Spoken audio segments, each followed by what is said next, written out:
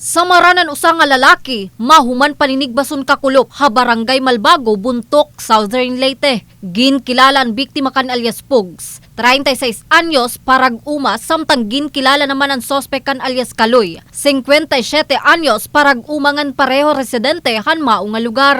Ha investigasyon ang Buntok PNP. Nakaturog ang biktima gawasan iya panimalay, handa upo ninihan sospek ngan ginpaninigbas gamit hinsundang nga nagresulta in kasamdan ha magkadilain nga parte han iya lawas. Nahisabutan nga pareho hubog ang biktima nga ng sospek han mahitabo ang krimen. Samtang kadagmitan nga gindara ang biktima ospital agud matambal. Gindara naman ang sospek ha Buntok MPS agud magbaton han iya ginbuhat nga krimen.